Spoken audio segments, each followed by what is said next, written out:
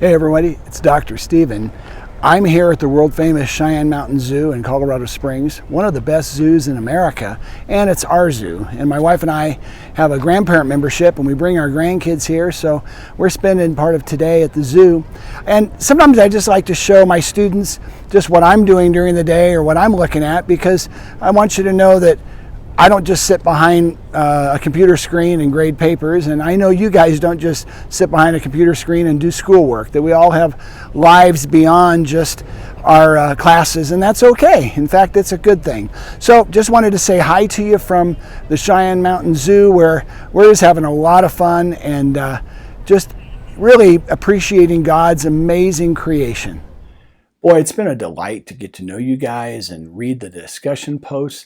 I'm so glad that some of the material that we're going through seems to be helping you, seems to be answering some long time questions that you've had about how to approach Scripture. I think it's going to get even better. I think you're really going to enjoy the next few weeks. So let's get the most important thing right off the bat, the reflection papers. Because some of you are wondering, I've gotten a number of questions, so I just want to clarify that and alleviate any anxiety. This week, the first reflection paper will be due Sunday night, September 6th. And as I said, you've got two texts. You've got the Glenn Powell, Saving the Bible from Ourselves, and the Wayne Grudem, Understanding Scripture. I don't care which one you read first, or which one I should say you write the reflection on first. It doesn't matter. You can pick whichever one you want. We understand that you've not read the books. You've only started reading each of them. But this is an accelerated class. It's only half of the semester, 7 weeks, and we have to cram everything in. So we kind of have to move along.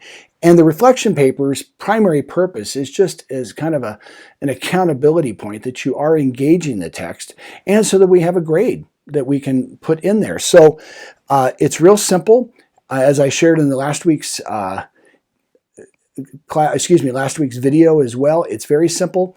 You're going to simply, whichever one you pick, you're going to take it. You're going to spend the first half of this 3 to 5 page paper, double spaced.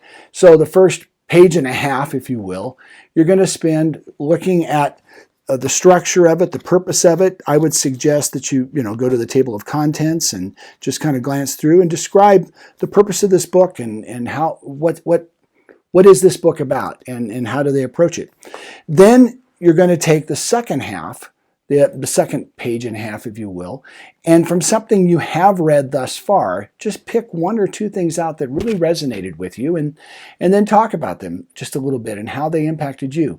First person is okay, which normally in an academic paper you would use third person, but first person is okay because this is a very simple, informal kind of paper. So it's really not that hard. Don't worry about it. You're going to all do great. Now, this week's video interview is the best one in the whole class, I think.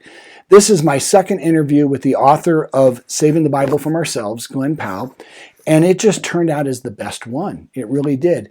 In my YouTube channel, where I have all of my video interviews and videos that I've done, even like this one, I've had maybe in the last couple of years, I think I've been teaching this Intro to the Bible class for 2.5 years now. I probably have a couple hundred students who've taken the course, just like you guys are.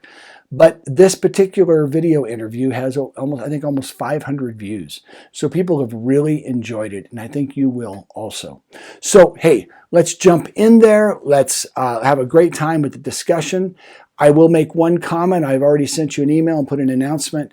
I am taping this before I know the final results of what happened with Hurricane Laura, but we just continue to pray for our friends and even some of our classmates that are in Louisiana or Texas, and praying that God just keeps them safe and God helps them through this whole thing. So the Lord bless you guys, and I'll see you in the discussion threads this week.